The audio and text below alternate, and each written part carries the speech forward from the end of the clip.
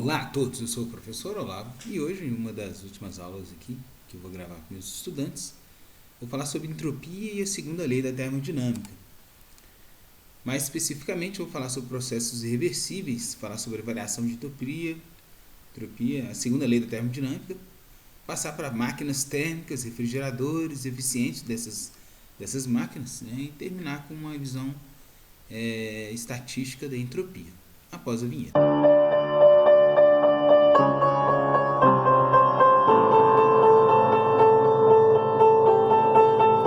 Bem, antes de falar sobre entropia propriamente dito, eu vou definir inicialmente processos reversíveis e processos irreversíveis. Uma característica, aí a gente tem a foto do Lord Kelvin, né, físico britânico, matemático, em homenagem a ele que se dá o nome da escala Kelvin. Mas uma coisa que a gente tem já em mente, que eu gosto de iniciar com meus estudantes, é definir entropia como se fosse a quantidade de subespaços necessários ou possíveis de se colocar no sistema, né? Então, uma definição de processo irreversível, por exemplo, é que um processo é irreversível quando a gente considera um processo irreversível quando a entropia desse sistema aumenta. E os processos reversíveis são aqueles cuja entropia é constante. Bem, então a gente chama de processos irreversíveis ou processos em uma direção, como por exemplo uma combustão, uma queima, por exemplo. Você tem uma reação química ocorrendo ali e esse processo ele não retorna, né? Por exemplo, você não consegue fazer com que o carvão se torne maneira novamente. Então, esses tipos de processos, eles não podem ser invertidos por meio de uma pequena mudança no ambiente. O sentido no qual o processo irreversível ocorre é determinado pela variação da entropia do sistema. A entropia é uma propriedade, né, é uma função de estado, ou seja, a entropia ela pode ser escrita em termos de pressão, volume e temperatura, como uma equação de estado. E ela, nesse caso de processos reversíveis, ela tem uma variação positiva, ou seja, ela aumenta. O postulado da entropia afirma que se um processo irreversível acontece em um sistema fechado, a entropia desse sistema aumenta. Aí aqui tem um exemplo interessante, que eu gosto de falar sobre entropia e um pouco sobre seta do tempo. Normalmente, o que nossos olhos estão acostumados a ver é uma gota cair na água, né, e essa se misturar com um mar aqui, um oceano, um poço. Se de repente você está olhando para a água e de repente sai uma gota de dentro da água, seu cérebro já vai estranhar, né? Com processos entrópicos irreversíveis é assim também. Geralmente, processos irreversíveis você está acostumado a vê-lo acontecer numa direção. Se um processo é irreversível e você vê ele acontecendo ao contrário, o seu cérebro percebe. Por exemplo, você vê uma coisa, um filme invertido, né? Você entende como um filme invertido. Então, sobre a variação de entropia, a gente tem o seguinte, a entropia medida no sistema termodinâmico determina o grau de desordem pela ação de uma temperatura, é representado pela letra S. Por exemplo, o gelo derretendo, a falta de ordem, a ausência de previsibilidade, entropia eleitoral, é a definição do dicionário para entropia. Aqui abaixo a gente tem um exemplo interessante de um processo irreversível, que é a expansão livre, que a gente já falou dela em outros lugares. Então, se eu tenho aqui uma válvula que libera um gás, um vácuo, esse gás vai se expandir e esse processo aqui é irreversível, né? Porque depois que o gás expandiu todo, ele não voltará naturalmente para evacuar um lado dele, né? E uma definição matemática para a entropia é dada por essa forma, é definida por essa forma, né? Então, a variação de entropia nada mais é do que a integral, né, a soma dos microestados que vão de um ponto inicial ao final, né? Então, a gente tem uma soma infinitesimal, é uma integral, da variação de calor por temperatura. Essa é a definição mais básica da entropia. E agora a gente vai estudar alguns casos aqui, né? Então vamos pegar esse caso em que eu tenho as três coisas acontecendo, né? Tem aqui uma temperatura, aquece o gás e realiza trabalho. A gente chama de processo reversível, né, os processos em que o ΔS dá um zero. Por exemplo, um exemplo de processo reversível. Se aumentou a quantidade de esferas de chumbo aqui, realizando trabalho sobre o sistema, e forneceu calor, né? Então, por exemplo, a gente pode pegar o caso isotérmico, que é esse caso aqui, né? Nota que a temperatura do sistema foi mantida constante. Já que o processo é isotérmico, então a temperatura sai dessa integral e o ΔS nada mais é do que 1 sobre a temperatura e a variação do calor de um ponto inicial a um ponto final. No caso isotérmico, então a gente pode falar que a entropia é o calor trocado pela temperatura isotérmica que foi realizada. Então, toda vez que a gente vem em cima de uma isoterma aqui, eu consigo determinar facilmente a variação da entropia. Então, para determinar a variação da entropia em um processo irreversível, que ocorre em um sistema fechado, podemos substituir esse processo por qualquer outro processo reversível, que ligue os pontos iniciais e finais, e calculamos a variação de entropia para esse processo reversível. É igual foi usado nessa equação aqui em cima. Ainda trabalhando nessa fórmula, né, a gente pode pensar na entropia como se fosse uma equação de estado, ou seja, eu quero agora deduzir uma forma. Eu quero escrever S como sendo um S função da temperatura, da pressão e do volume, né? E eu vou abrir mão dessa fórmula que está indicada logo aqui. Então, por exemplo, seja a primeira lei da termodinâmica, eu vou isolar aqui esse dq, né? Então, o dq ele pode ser escrito como variação da energia interna, lembrando que a variação da energia interna é NCV ΔT, né? Calor específico ao volume constante. E o trabalho eu vou escrever como sendo PDV, isso é meu D calor. Dividindo tudo por temperatura, né? dq sobre T, a gente vai ter aqui um dt sobre T. E nesse caso aqui, ó, a gente tem P dV dividido por T. Só que P V igual a N RT. Então, P sobre T,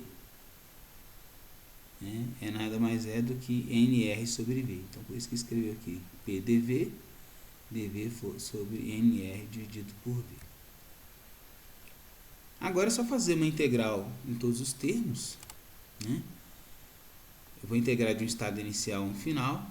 Aí aqui eu fico com ln do volume inicial e o final e ln da temperatura, dado que esses outros termos são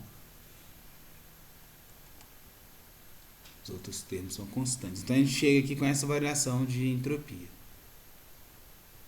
Então a entropia pode ser escrito com NR logaritmo ln de V final V inicial, NCV ln de T final sobre T inicial.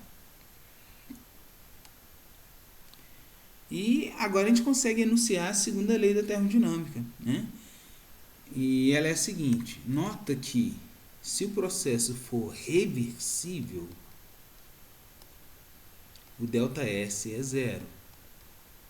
Se o processo for irreversível, o ΔS é maior que zero. E não existe nenhum outro tipo de processo. Ou ele é reversível ou ele é irreversível. O que nos leva à segunda lei da termodinâmica, que fala o quê? A variação da entropia do sistema, ela sempre será maior ou igual a zero. Essa é a definição da segunda lei, né? Então, a segunda lei da termodinâmica está aí, ó.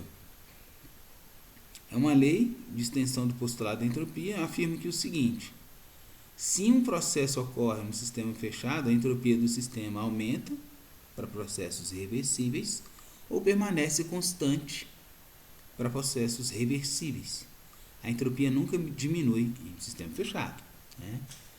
Aí vem aquela questão filosófica que eu gosto de colocar para meus estudantes, que se a gente for parar para pensar, a vida é um sistema que reduz a própria entropia. Pensa bem, você começa aí com a divisão celular, um conjunto de células formam um tecido, né, células parecidas, né, formam um tecido. Aí esses tecidos parecidos se organizam para formar sistemas, né, formar órgãos. Esses órgãos formam sistemas e etc. Então é como se a gente estivesse reduzindo a entropia para ficar vivo, né? E é isso mesmo. Então, localmente, você reduz a entropia, estar vivo é um pouco reduzir a própria entropia, mas com o pagamento disso a gente atrapalha, né? A gente aumenta a desordem de todo o sistema à nossa volta, né? Por exemplo, a gente quebra os alimentos, então a gente estava lá a maçã toda organizadinha, a gente quebra ela em sais minerais, nutrientes para o nosso consumo. Então, em termos de entropia, se aumentou a entropia no alimento e assim por diante. Mas se você tiver um sistema fechado, então se você fechar o sistema ser vivo e todo o ambiente em volta dele, proximamente ele vai ver que ele aumentou a entropia no final das contas ali. Então agora vamos aplicar a questão da entropia, né, no mundo real. E uma aplicação dessa entropia é na construção de máquinas térmicas. Uma máquina térmica é um dispositivo que consegue operar de forma cíclica, né, que não adianta uma máquina que só faz um trabalho, só faz uma atividade, e ela não é reiniciada para fazer de novo. Então as máquinas térmicas, por definição, elas devem fazer ciclos, trabalhar ciclicamente. E uma máquina térmica extrai energia, trabalho do calor. Então ela pega um calor e transforma em trabalho. E é sempre assim, né? Toda vez que a gente domina um fenômeno físico, o que a gente faz é colocar esse fenômeno para trabalhar para a gente. Por exemplo, quando a gente estuda a eletricidade, a gente cria a máquina elétrica. Na mecânica a gente já faz usinas, né? Mecânicas, né? Tipo termoelétricas, hidrelétricas, que você usa energia potencial gravitacional da água e transforma, faz girar par de bobinas, etc. Então a gente define como eficiência de uma máquina térmica essa fórmula aí, ó. É só pensar assim, a energia adquirida, que a gente carinhosamente chama de calor quente, é como se fosse o pagamento que eu tenho que dar para a máquina. Quanto que eu tenho que dar para a máquina para ela me devolver de trabalho, né? Isso é a eficiência dela. Então, trabalho útil dividido pela fonte quente, sempre assim. Ou a energia que eu insiro para a máquina funcionar, e quanto dessa energia térmica que eu insiro vira trabalho. A razão dessas duas coisas é a minha eficiência. Então, uma máquina térmica, ideal, né? Todos os processos são reversíveis e as transferências de energia são realizadas sem perdas causadas por efeitos como atrito, turbulência. Essa é a máquina térmica ideal. A representação da melhor máquina térmica que a gente vai encontrar, que é a máquina de Carnot, ou a representação de qualquer máquina térmica é essa aqui, ó. Você tem uma temperatura quente, é a fonte quente, por exemplo, a fornalha de uma locomotiva. Você retira calor dessa fornalha, né? Você coloca fogo nessa fornalha e ela aquece uma água. E claro, ela vai perder parte desse calor, vai perder para o ambiente, vai resfriar, vai produzir som, a radiação vai se perder, não vai aquecer a água eficientemente, alguma coisa vai aquecer o ambiente, etc.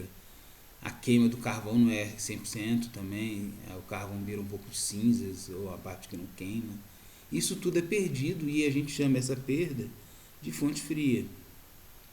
Só a parte que virou trabalho mesmo aqui é que a gente considera como eficiência da máquina. E aqui a gente faz um ciclo, uma repetição aqui da máquina para ela trabalhar para a gente. A máquina de Carnot é uma máquina bem específica, produzida, né, idealizada por esse rapaz aqui, ó, Sadi Carnot. Essa máquina foi idealizada em 1820, pelo que eu me lembro. E ela é feita do seguinte: você tem duas isotermas, ou seja, você faz dois processos isotérmicos e liga esses processos isotérmicos por adiabáticas. Então você expande de forma isotérmica, ou seja, mantém a temperatura constante, muda a temperatura sem a troca de calor, comprime isotermicamente e muda, volta para a temperatura inicial de forma adiabática. Então tem que ser um ciclo, né? Então eu tenho que sair do ponto A e voltar para o ponto A. Então o diagrama ao lado mostra o ciclo da substância, né, da máquina de Carnot. O ciclo é formado por duas isotermas, A e B, e duas adiabáticas. A área sombreada limitada dá o trabalho da máquina de Carnot. Então, dá para pensar a máquina de Carnot em termos de temperatura e entropia de acordo com esse gráfico aqui. Que isso é o que? Então, eu mantenho a temperatura, aí eu faço uma adiabática, lembra? Adiabática tem que ser redundante para quê? Delta Q igual a zero. Se o delta Q igual a zero, a entropia, que é a integral de delta Q sobre T, também é zero. Aí, nesse caso, o que acontece? O delta S aqui é zero, então a variação da entropia é a mesma. Então é isotérmica, adiabática, isotérmica, adiabática. A gente tem que injetar calor para aumentar no caso aqui, aumentar o volume sem diminuir, sem mexer na temperatura, então você injeta calor. Aqui não tem troca de calor, que é adiabática. Aí você perde calor para você comprimir, mantendo a temperatura, e aqui não tem calor. Quando a gente vai avaliar a eficiência de uma máquina de Carnot, o que a gente descobre? Que o trabalho nada mais é do que o calor quente menos o calor frio. E vamos testar isso, né? Então, de A para B, a máquina de Carnot ela tem o quê? Ela é uma isoterma. Se é uma isoterma, a variação da energia interna é zero. Se a variação da energia interna é zero, o calor trocado na fase AB é igual ao próprio trabalho. Na fase BC, o calor é zero. Delta Q é zero. Então a variação da energia interna é o próprio trabalho. E nesse caso, a variação de energia interna depende só do quê? Depende só da variação de temperatura. Então esse cara aqui pode ser escrito como N, calor específico a volume constante, e o T final dele, que é o T frio, menos o T quente.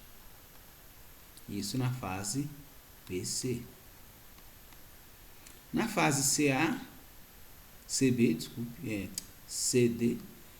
ele faz o mesmo caminho lá. Então é uma isoterma, o calor frio aqui, ó, delta Q, F de frio, vamos colocar isso aqui de delta Q quente, é o próprio trabalho, né? E por último, quando ele faz de D para A, ele faz a mesma coisa aqui, só que vai fazer assim, o que? D para A, o calor é zero, então de novo, variação de energia interna vai ser o trabalho, que vai ser menos a variação da energia interna no trecho BC. Né? Porque acontece que lá ele vai do T frio para o quente, final dele é o frio, né? Então é final menos inicial. Aqui ele só inverte, né? NCV, a temperatura final dele é a temperatura que tinha no inicial, que é o T quente, menos o T frio. Por isso que quando eu somo todos os trabalhos, vai dar o Q quente, né? Aqui corta com de K, e embaixo aqui fica menos aquele invertido, né? o Q frio. Por isso que eu posso falar que o trabalho na máquina de Carnot é dado pelo Q quente menos o Q frio. Porque esses termos, esses intermediários aqui, eles se cancelam. Sabendo isso, então, na hora que eu for escrever a eficiência de Carnot, mais à frente, na hora que eu vou escrever aqui, ó, a eficiência de uma máquina de Carnot, eu posso escrever o que? É o Q quente menos Q frio sobre Q quente. Q quente corta com Q quente, fica 1 menos Q quente, Q frio sobre o calor quente. Só que se a gente for olhar a entropia, vamos pensar, a entropia é o quê? A entropia, como o ciclo é fechado, essa entropia tem que dar zero. Então esse cara aqui tem que ser zero. E qual que é a entropia desse ciclo? Nota que a entropia é zero no trecho BC, o ΔS, e no trecho AB. Porque eles têm ΔQ igual a zero. Então o ΔS, que é ΔQ sobre T, também dá zero. Então sobra que a variação de entropia é só entropia onde? Nos trechos de isotermas. Só que a gente acabou de deduzir que numa isoterma, lembra? A integral de dq sobre t na isoterma, esse t aqui sai da integral. Então ele é ΔQ sobre t. Então vai ser ΔQ sobre t quente, do Q quente, menos ΔQ frio sobre T frio. Por isso que eu posso chegar nessa dedução aqui, porque essa entropia aqui tem que dar zero, porque eu tenho um ciclo. Então, o Q quente sobre T quente é igual ao Q frio sobre T frio. E a gente pode escrever isso aqui, então, se eu multiplicar cruzado, Q frio, então, né, sobre Q quente é igual a T, né, T quente, okay? Passa para cá, T frio sobre T quente. Então a lei de Carnot, a eficiência de Carnot, essa aqui é a eficiência de qualquer máquina térmica, né? Eu posso falar que o trabalho é sempre o calor quente menos calor frio, é só pensar naquele diagrama que estava aqui agora. Ó. Aqui é o trabalho, Q quente, Q frio. Esse cara aqui sempre é o de cima menos o de baixo. Conservação de energia, né? Então eu posso escrever sempre isso aqui, mesmo se não for máquina térmica, na hora que eu fiz as contas aqui, mesmo se for a Carnot, né? Mas uma coisa que eu posso escrever para Carnot é isso aqui, ó. Isso aqui só serve para Carnot, tá? Porque a gente tem as adiabáticas no trecho. Eu posso reescrever a eficiência de Carnot como uma grandeza que depende somente das temperaturas. Então, Carnot terá uma eficiência de 100% o quê? Se minha temperatura quente for infinita, ou se minha temperatura fria for próximo de zero absoluto, ou zero absoluto. A gente tem a eficiência máxima. Então, não existe uma série de processos cujo único resultado seja a conversão total em trabalho da energia contida numa máquina. Né? Então, isso é uma evidência aí, porque a gente precisaria de atingir um T frio de zero absoluto. Então, você sempre vai ter, você tem essa limitação aqui. Uma máquina de Stirling, né? Uma máquina bem interessante de se estudar também.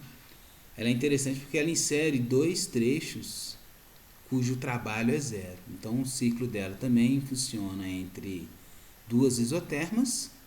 As isotermas são fáceis de calcular o calor inserido. Só que numa eu tenho uma isovolumétrica indo de B para C e uma isovolumétrica indo de D para A. Essa é a máquina de Stirling.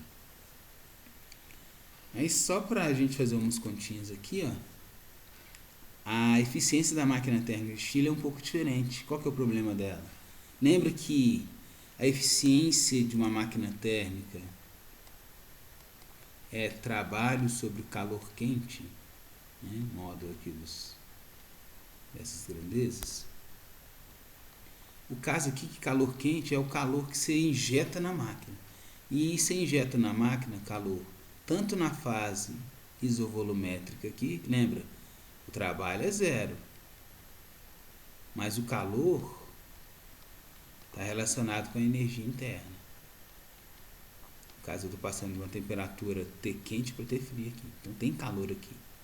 Aqui eu perco o calor, porque eu tô comprimindo, né? Comprimindo não, desculpa, estou diminuindo a temperatura, então libera calor. Aqui o trecho isotérmico libera calor também. Então na hora de escrever a máquina térmica, o que eu vou ter nesse caso aqui? A eficiência vai ser o trabalho sobre o calor quente, que é o Q quente, convencional aqui, mais esse Q. Então isso já mostra que a eficiência dessa máquina é menor do que Carnot, porque Carnot só envolve esse Q quente aqui. E até trabalhei um pouco mais aqui, ó. Lembrando que o trabalho de uma isotérmica é dado por essa fórmula. A gente já deduziu também na aula anterior, né, que como a isoterma, a NRT, na hora que a gente vai calcular o trabalho, né, P, PdV, integral disso. Aí no lugar do P a gente escreve NRT sobre V, dV. Você integra isso, T, NRT sai, aí fica esse logaritmo do volume. Então a gente tem um ln de um volume A, B menos A no trecho AB, um ln de B menos A no trecho BA. Né? Mas cuidado, porque aqui vai estar com uma temperatura TQ, quando eu estiver aqui em cima, e na hora que eu voltar, eu vou estar com uma temperatura TF.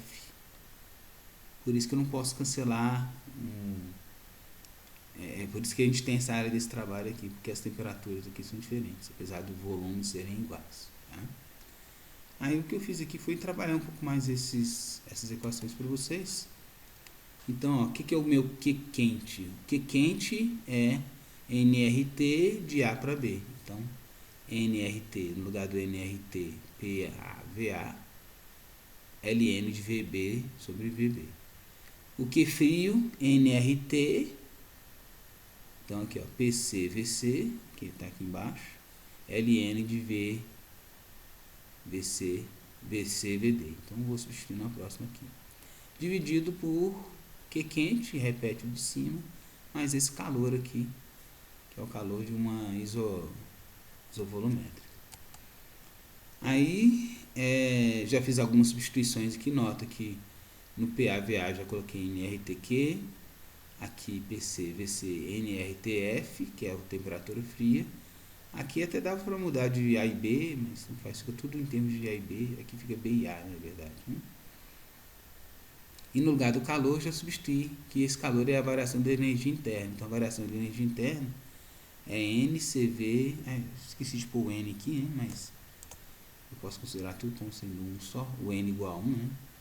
De qualquer forma, esse N corta com todos os outros N's que aparecem aqui. Né? Aí fica um TQ menos TF. Né? Aí, como isso aqui são todos iguais, os volumes VA igual a VB, VA igual a VD, VC igual a VD, a razão aqui fica igual a essa razão, então esse LN corta com esses LNs aqui e fica um termo aqui embaixo. Ó. Fica aqui um T menos outro T. Aqui sobra só o TQ. E esse elemento aqui, ó, ele vai carregar todo. Aqui tem esse N aqui não. Porque tem um N aqui que cortou com esse N, né? Então fica RT sobre esse LN aqui. Né? E para terminar, falar sobre a entropia no mundo real, né? Ainda na entropia no mundo real, vou falar agora de refrigeradores. E refrigerador nada mais é do que um processo reverso da máquina térmica. O que a gente faz? Um refrigerador vai pegar uma fonte fria e tirar mais calor dela realizando trabalho. Então, é como se fosse puxar calor de um objeto utilizando trabalho.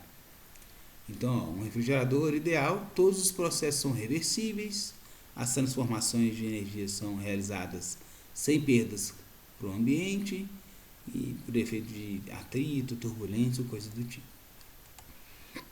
Então nota que uma máquina, um refrigerador, ele é esse aqui, ó. Eu tenho uma fonte fria, eu quero tirar calor dessa fonte fria para deixar ela mais fria ainda, que é o que a geladeira faz, né? Ela deixa uma região dela bem fria, mas de qualquer jeito ela vai ter que despejar parte desse calor que ela tirou para uma fonte quente. No nosso caso, no caso da geladeira que a gente tem em casa, do refrigerador que a gente tem em casa, a gente sempre tem uma fonte, um motor que fica do lado de fora da geladeira que aquece bastante, né? Antigamente as famílias até usavam esse aquecimento para secar roupas, né? Colocava a roupa atrás do viradeiro ali para aumentar como ela aquece ali, ela secava a roupa mais rapidamente que o resto do ambiente. Então note que aqui você tem que injetar trabalho, você tem que realizar trabalho para conseguir jogar essa energia da fonte fria para quente. E se realizava ciclos aqui. De novo, você precisa que um ciclo seja realizado, porque não adianta uma máquina fazer só uma vez e parar. Então ela tem que ter um ciclo de fazer e reconstruir e continuar. Então aqui, ó, os elementos de um refrigerador tem as duas setas, né? Essas setas aqui indicam que o trabalho opera ciclicamente, né? Como se trata de um diagrama PV, uma energia QF é transferida em forma de calor da fonte fria para o trabalho. Uma fonte de energia Q quente é transferida em forma de calor da substância do trabalho para a fonte quente. Um trabalho W é realizado sobre o refrigerador. Na realidade, sobre a substância que o trabalho faz. Aqui, ao invés de a gente falar sobre eficiência de máquina, a gente fala sobre... qual o nome desse grandeza? Sobre coeficiente de desempenho. Então a gente chama de coeficiente, que é o quê?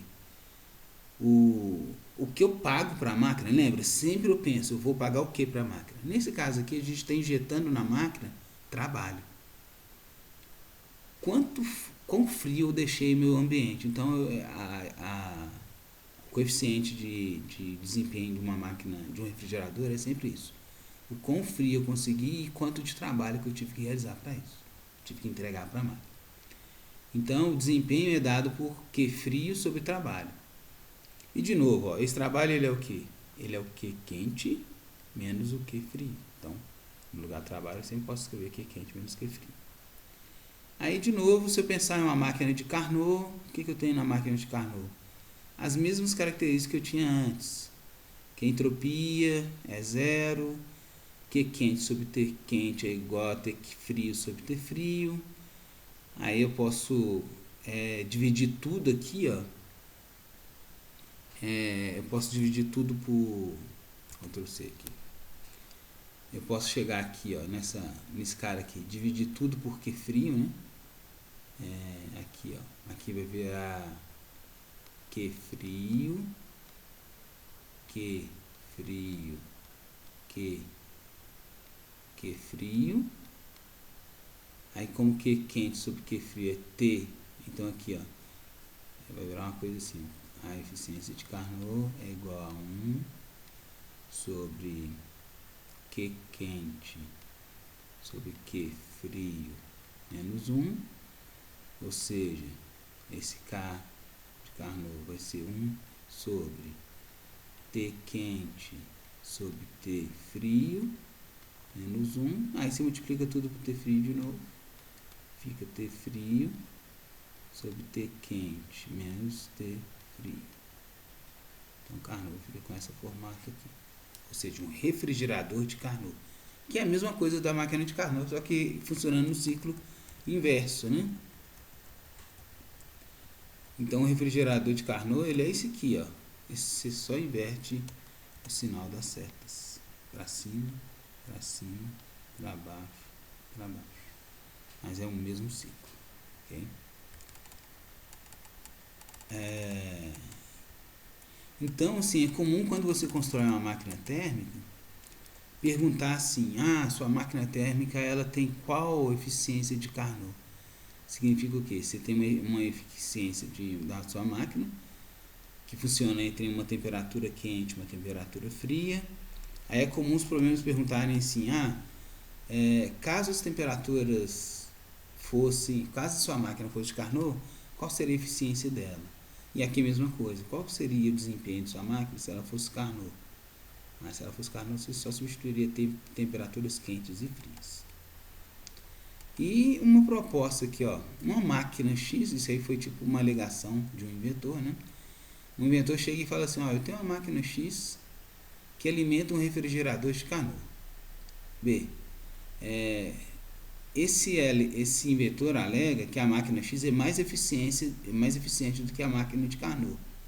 A combinação mostrada em A, né, que é isso aqui, ó. Ele pegou uma máquina de Carnot e alimentou um refrigerador de Carnot. Pegou uma máquina X e alimentou um refrigerador de Carnot. Aí ele tem tipo um sistema que tira calor do de baixo e joga no de cima. É o que ele alega, né? Então ele fala assim, ó, a minha máquina X é mais eficaz que a máquina de Carnot. A combinação mostrada em A equivale ao refrigerador perfeito, mostrado em B. Com isso ele viola a segunda lei da termodinâmica, né? Concluímos que essa máquina X não pode existir. Então, por exemplo, se realmente fosse verdade o que ele está falando, ele teria esse ciclo aqui, ó, todo o calor era retirado da fonte fria e era entregue para a fonte quente com um ciclo perfeito. Só que se fizermos isso, olha o que acontece. A eficiência da máquina X ser maior que a de Carnot, então leva que o trabalho sobre o calor da máquina, pseudo-máquina dele, seria maior do que o trabalho sobre o Carnot, sobre o calor quente. E lembra que a gente usa Carnot, usa a entropia para concluir o quê? Que o calor quente sobre T quente seja igual ao calor frio sobre T frio.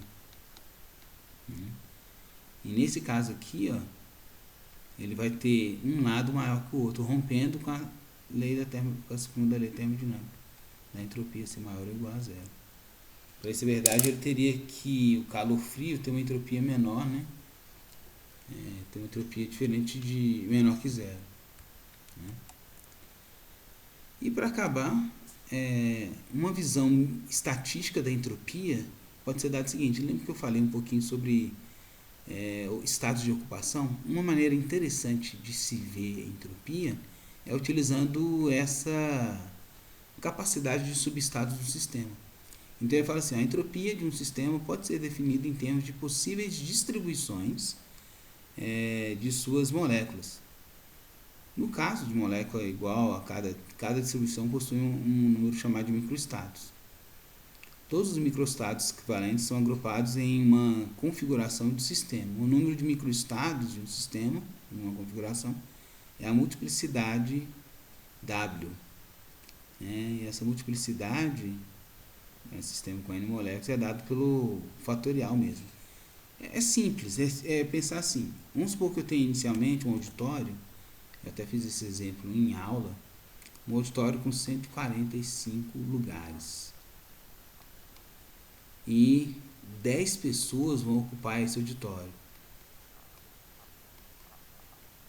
Aí a pergunta é, de quantas maneiras diferentes eu consigo arranjar essas pessoas? É só pensar, quando eu for colocar a primeira pessoa, eu vou ter 145 maneiras de começar. E a próxima pessoa? Um lugar já está ocupado, então sobram 144. E a terceira pessoa? 143, e assim por diante, até chegar na 10ª pessoa, né? Que vai estar lá no 135. Aí isso aqui dá um número de maneiras de organizar as pessoas nessa sala. Se eu pego as mesmas 10 pessoas e vou para uma sala com 60, o que vai acontecer? Eu vou ter menos lugares, menos arranjos possíveis. Então a gente pode dizer que a entropia associada a uma auditório de 145 pessoas é maior do que a entropia de 60, né? Porque vai ter 60, 59, 58 e assim por diante. Que está relacionado com esses microestados aqui. Tanto que essa característica estatística teorizada por Boltzmann, ele foi colocada, né? Então, assim, se a gente pegar como multiplicidade, que são as quantidades de microestados que um sistema detém, a entropia é dada pela constante de Boltzmann vezes o Ln na base, o Ln desses microestados possíveis. Então é uma maneira de medir qual estado tem mais ou menos entropia, ou mais ou menos potencial de entropia, utilizando uma fórmula. Essa equação foi tão importante que no túmulo de Boltzmann tem ela grafada aqui na lápide dele, né? Bem, e é isso. Gostou, né? Bem, eu me diverti. Curta e compartilhe o conteúdo que estou produzindo para chegar a mais pessoas que possam gostar também. Até o futuro.